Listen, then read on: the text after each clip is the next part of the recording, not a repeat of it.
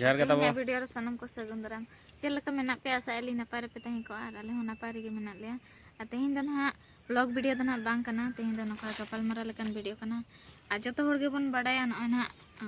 जुलाई 1 तारीख खन वोट मेना पचे आबो सेना आरेटा से दो ताबन चालू कना जोरसुर होय आले सेन दो ना नवा मयूरभंज दो ना जून 1 तारीख खन तो ओना खातिर तबो नासेना ना अलिंग हो नवा इलेक्शन विषय ते किछि खाटो मचाते हुडिंग मचाते मारंग कथा में मेंशन आलिया तो जहां तिना गे आबोरिन वीडियो नेले को मेना बना बांखान सब्सक्राइबर को मेना बांखान पेड़ा पुरबु को मेना बना तब अडी गान गे अलिया वीडियो पे नेले अलिया वीडियो नेलातेन किछि गान पे चेक लिंग मेता पे तीना गान चुना बेसा लिंग लई आ जे ओना होते जतो हर के चला कना आर बड़ी जाम ना को हम बाबा अपना रा ओना सब तली मेना कथा न्योगो आबो ओकोय दो बेस ओकोय दो बड़ी ओकोय दो खराब बाजे पार्टी मा अडी ढेर के नितो को ओडक कना ताबन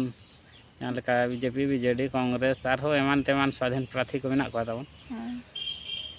तो उनका के होला ताबन मेटांग आबो ना सुर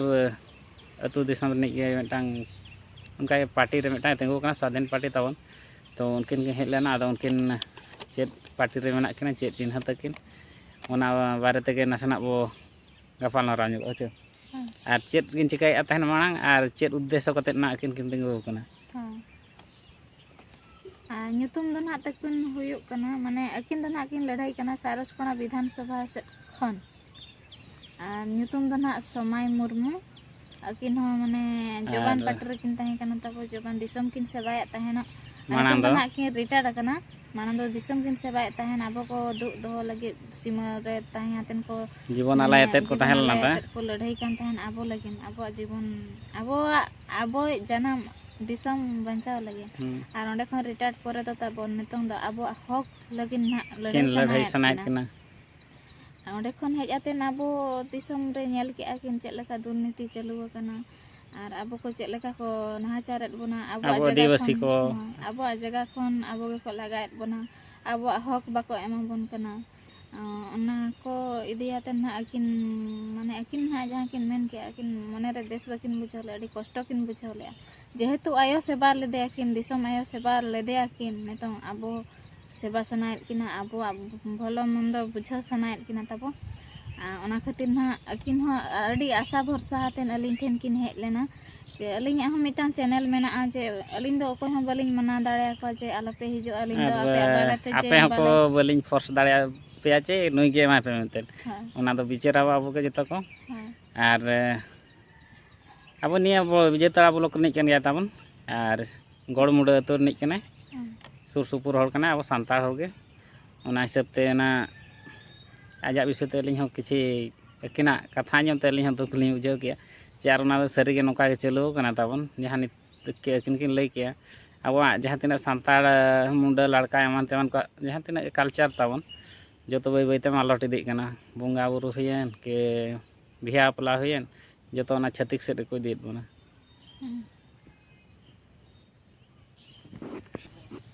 आर जहां लेका ना तबन बीजेडी पार्टी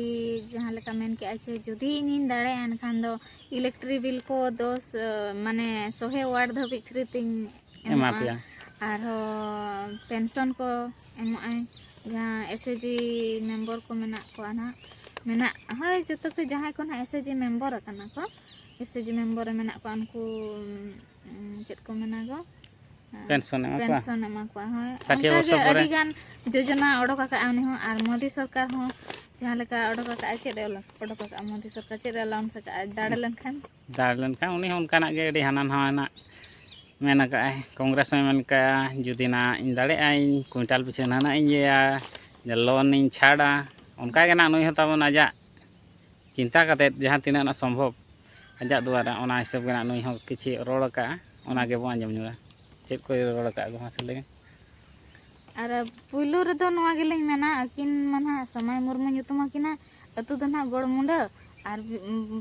ब्लॉक दो ना बिजेताड़ा गे आर नई दो ना तमन सारसपा विधानसभा मंडल खन ना किन तिंगन कना आर अकिना चिन्ह दो ना जहाँ लेका चे बीजेडी चिन्ह दो हुयुग कना शौक बीजेपी चिन्ह दो हुयुग कना उपल बाहा उनका के तब नुकिना चिन्ह ना गिफ्ट चिन्ह जहाँ बापला करे बो मा कना गिफ्ट फोटो माते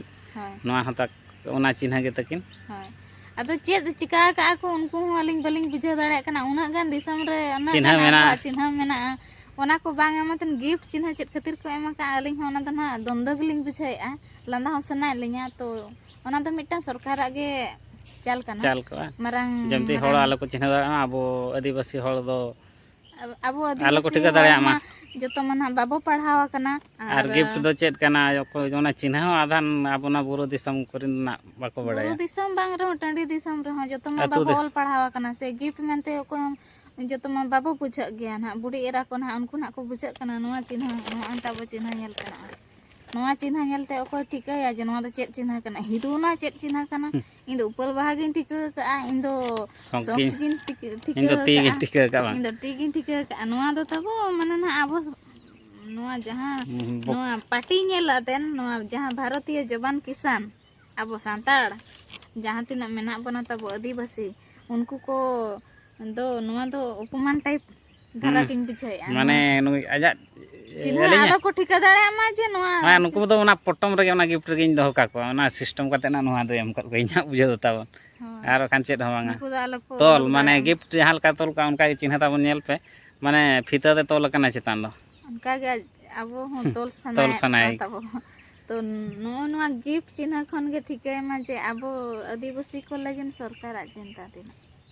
अब दो पटम रे दो सनाय कना अब जहाँ तिना कोड़ा संस्कृति मेना और जहाँ तिना परंपरा मेना तब जहाँ तिना माने लाय लाकचार मेना अब जो तो पटम एसेट आतेन तब आको सिस्टम ते इदी सनाय को जहाँ लेका कि जाहेर रे मंदिर को बनाया राम लखन सीता और जहाँ के शिव पार्वती किन दुड़ुआ और अब उनका के तब अड़ी गान ना अब नेल पे तब नोडे अब जहाँ रे जांग भाव तुपुया हेमकुंड ओंडे अब ना पास्टा रे अब संताल को जाहेर गाड़ मेना बंगा थान उनका के छेतिक चेत को चिखा के हाना पास्टा रे मंदिर को बनाव किया आर तब नुका के लुगु बुरु घंटा बड़ी रे ओंडे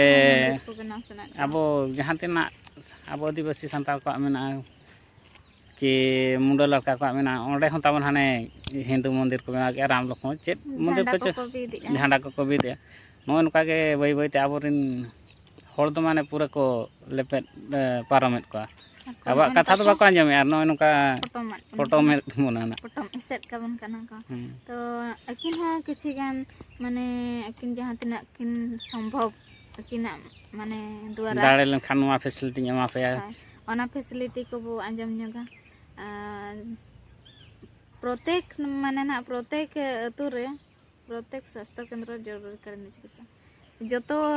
माने जहाँ तिना अब जहाँ लेका आले सरगोडार स्वास्थ्य केंद्र मेना तबो उनका के पंचायत पिछी मिटा स्वास्थ्य केंद्र मेना गे ओना करे तबो जरूरी जहाँ ना इमरजेंसी जहाँ दरकार उनका डॉक्टर आज अपॉइंटमेंट दाड़िया को बखान को बखारे लड़ाइया ओना मिटा किन ओल का और यथेष्ट परिमाण रे ना डॉक्टर किन दो को और अब जहाँ नेल पे तब रायरमपुर रे मांग नेल पे रायरमपुर रे उना मारांग हॉस्पिटल को बनाव का मारांग बिल्डिंग को बनाव का किंतु किछि सेवा बचुआ सेवा आरो निया बरसी मा तो होता सेटेरन खान जुदी सीरियस ने संगे संग ट्रांसफर बारी बोधा एनखान चेदा उना मारांग बिल्डिंग पे बनाव का ओना हुडिंग बिल्डिंग बना प्यारे ये खपरा बुसु बड़ा रे ट्रीटमेंट किंतु बेस्ट डॉक्टर दरकार बेस्ट सेवा दरकार उना मारांग बिल्डिंग आते देखा ओचो दो बांग दरकार कना तो अडी जोर को हलो को चो कना अडी जोर को मुश्किल एले अनवा रायरमपुर मारांग बिल्डिंग को बनाव का मना कने किंतु डॉक्टर सेवा उना बनुआ और रोगी सेवा हो चेत हो बनुआ तब अडी मुश्किल गोज ओचोएत को जहाँ तीन सीरियस सेनों में जे दे बांखान नोडे किसी जहाँ तीन संभव इना बो ट्रीटमेंट या ओना दो बांग डायरेक्ट ऑल का कना को तब ट्रांसपोर्ट दो चला पे बारीपोदा उनी होड़ चेद चिका सीरियस सेन को आरो पनी बारीपोदा चलाते चेद चिका बुरु रेगे गुजु आय तब ओने उनका बना को तो ओने उनका अकिन हमेना का अकिन चे डॉक्टर को किन माने किन जोगा बना मेंतन बेस्ट डॉक्टर और प्रसूति माने जहाँ डिलीवरी को उनको और हुरुत रोग ᱨᱤᱱ ᱰᱚᱠᱴᱚᱨ ᱠᱚ ᱱᱟᱜ ᱠᱚ ᱡᱚᱜᱟᱣ ᱦᱟᱴ ᱦᱳᱭ ᱦᱟᱴ ᱱᱚᱰᱮ ᱛᱟᱵᱚ ᱛᱟᱯᱚᱨᱮ ᱥᱚᱨᱠᱟরি ᱥᱤᱠᱷᱟ ᱚᱱᱩᱥᱴᱷᱟᱱ ᱡᱟᱦᱟᱸ ᱛᱤᱱᱟᱹᱜ ᱜᱮ ᱛᱟᱵᱚᱱ ᱟᱹᱛᱩ ᱫᱤᱥᱚᱢ ᱨᱮ ᱱᱤᱛᱚᱜ ᱥᱠᱩᱞ ᱢᱮᱱᱟᱜ ᱚᱱᱟ ᱠᱚᱨᱮ ᱧᱮᱞ ᱠᱚᱣᱟ ᱯᱮ ᱛᱟᱵᱚᱱ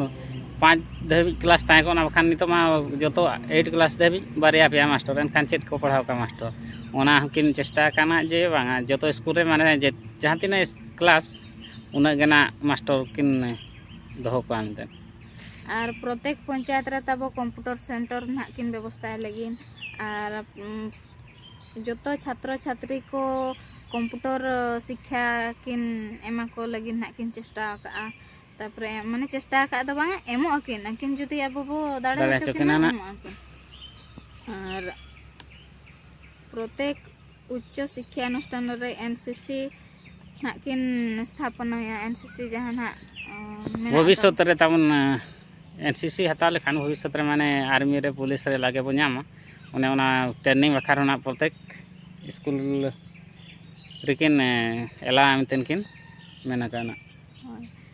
तापरे उनका गे स्पोर्ट्स को आरो आर्चेरी फुटबॉल क्रिकेट शूटिंग रे व्यवस्था हो नहाग किन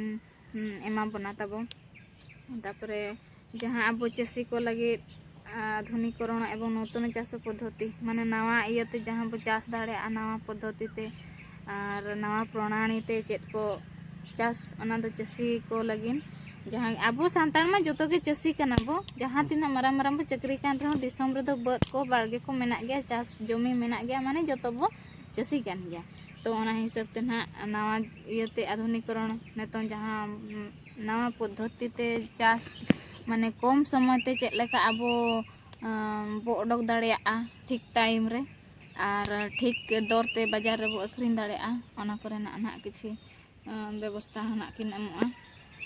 और फसल अमड़ातेन ताबो ना जहाँ बेंगाड़ बिलाती हुईन चे हुड़ू चावले हुईन ओना हुईयातेन ठीक रेट ते अब अखरिन हो बापो दाड़ेया कना अब जो दो कम रेटो कना ओना हो ताबो चेत लेका ठीक मूल्य ते बो अखरिन दाड़ेया ओना रे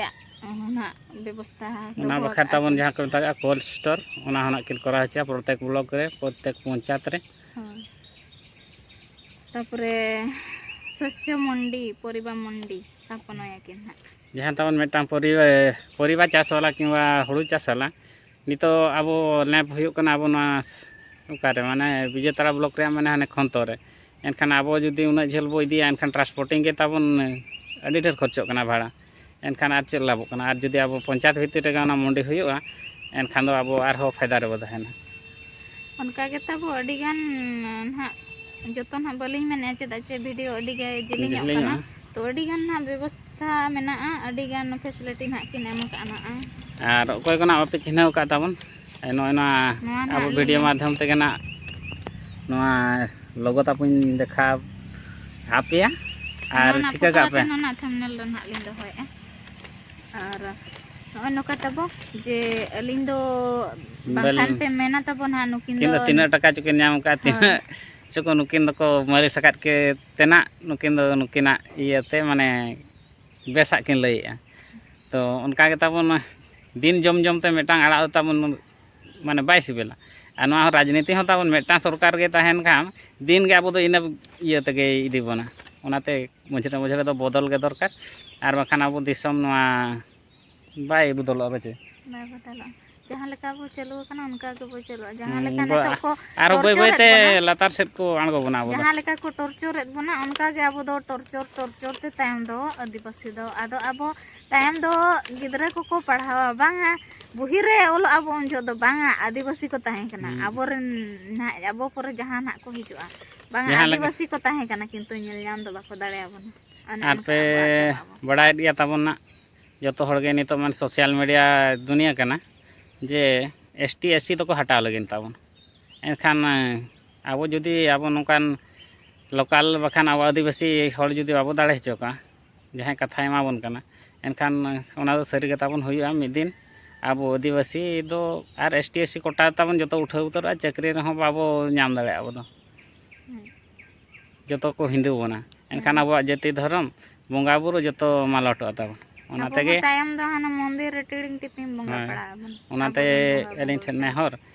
जहाँ आबो पूरा एलिन ठन नेहर द चुदा में होय आपे को ठेन नेहर जहाँ बेस किन कमिया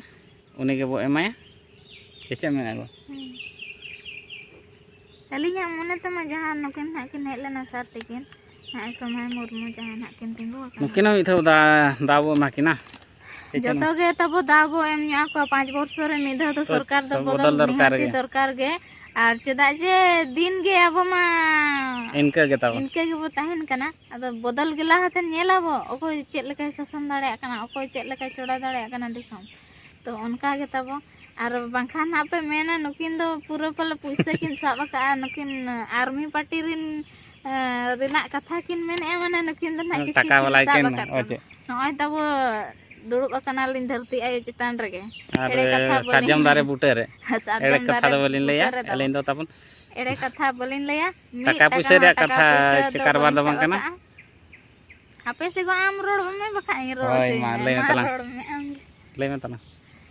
होय अने अनका तबो टाका पैसा कथा तो बांगा अलिया सोशल मीडिया मिटा चैनल मेना नेतों में सोशल मीडिया गे तेगे जोतवा बो बड़ा दाड़े कना जे प्रचार हो बाय पड़ा कना नेतों तो सोशल मीडिया रगे जोतवा हुयु कना तबो सोशल मीडिया तेगे हांडे ना खबर हांडे बो बड़ा दाड़े कना जे नोडे ना खबर हांडे को बड़ा दाड़े कना उनका गे तबो जहां तिना पासना कना नेतों जस्ती कते न्यूज चैनल रे और ब्लॉग चैनल रे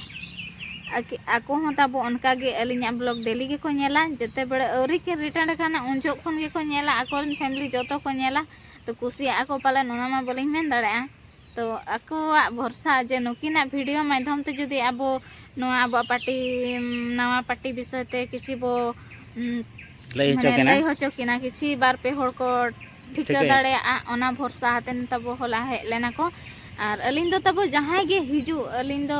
बलिन माना को और जे अलिन दो बलिन नोका दो बलिन मेन दाड़े नवा पार्टी विषय ते हना पार्टी विषय ते हनको पार्टी करगे अलिन दो बांग बीजेडी पार्टी हिजु रहा न तो अलिन मेन का अलिन बीजेपी पार्टी में हिजु रहा अलिन मेन का चेदा जे चैनल में आको भरोसा में अलिन दो मेन का अलिन जे हनी पार्टी एमा पे हनी पार्टी एमा पे अलिन दो आपे दो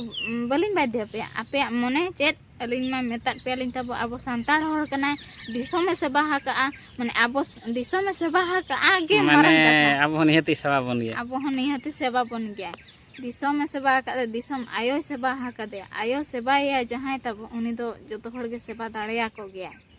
उनका ना अलिया मत ते दो और आपे ना तब चे लेका पे बुझाया कमेंट आते ले पे तबन होय और जहां तिना गे तब अब सांतार रिन गे ढेर दो डिफेंस रे बो चक्री कना नोआ दो तब डिफेंस पार्टी को स्पेशल पार्टी कना तब स्पेशल पार्टी कना तब नोआ दो और जस्ती कतेन तब जामदा ब्लॉक रे जहां ब्लॉक रे जहां ब्लॉक रे कने जामदा ब्लॉक रे अधिकांश तब डिफेंस पार्टी मेना को आर्मी करे मेना को पुलिस करे मेना को जहां गे तब वीडियो पे हेला दया कते माने बेसा उहर कते बणिजा दो होय बणिजा दो दिन दो बाबू उहर दिन दो बणी रे दो बाबू ताहेना दिन दो होड़ा चेद मतलब नुकिन बताबन हुयुग कना केन अब सारस कोना निर्वाचन मंडली बाखार उनका के भोज दिसम बाखार किन तिंगु कना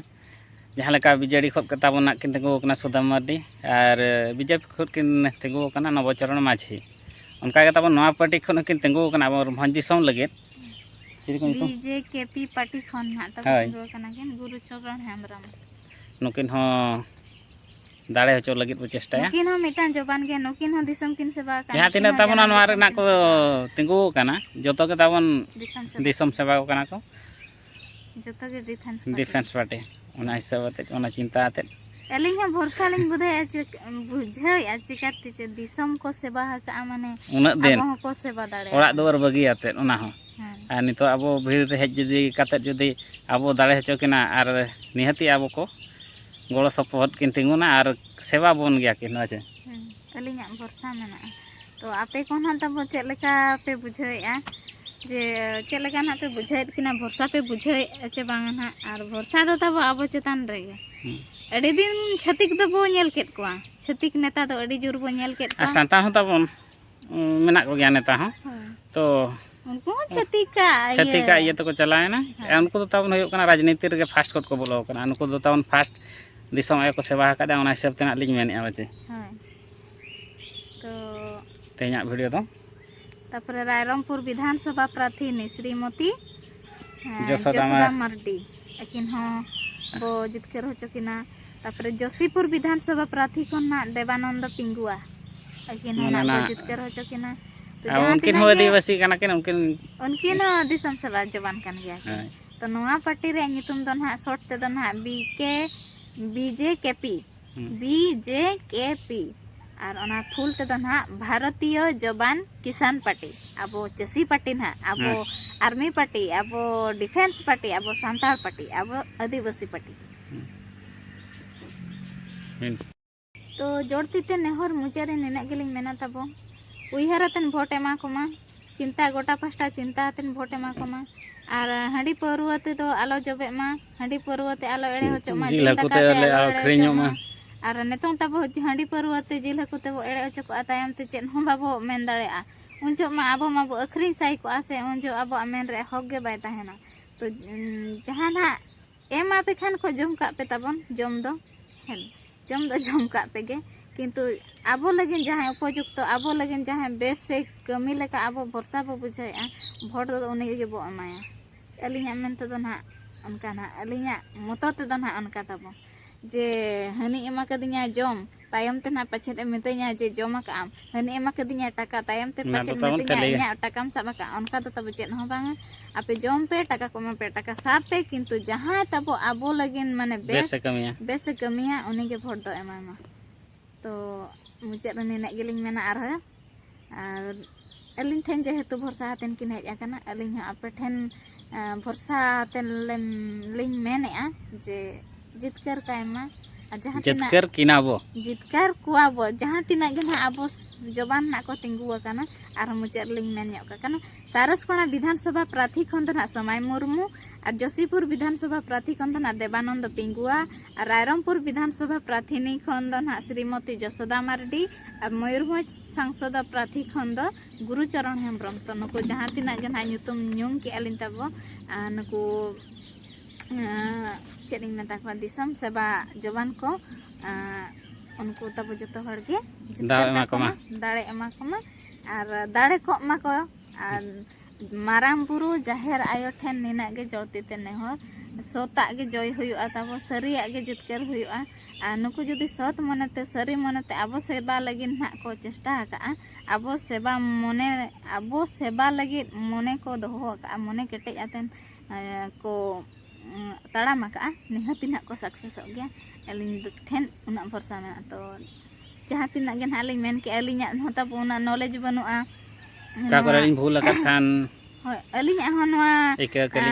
चेत को मेना जे राजनीति विषय ते अलिंगा होना नॉलेज बनुआ तब जहां तिना ना लिंग लई किया उका करे ना गलती लिंग मेना कट खान दो ना इके कलिंग पे और जहां करे होना बलिंग मेन सेटर का तब ओना करे दो आपे बुझाव ᱧᱚᱜᱚ पे इना मा बो बुझाग कान गया जतो हर किछि पे ऑल आकाद गया आर बांखान जहां तना आबोरेन आय बाबा को बाको ऑल पढ़ाव का उनको हो बुझाव ᱧᱚᱜ को मा जे नुको दो आबोरेन आबो हर कना को आबो बो दाड़े हो चको जोहार गे।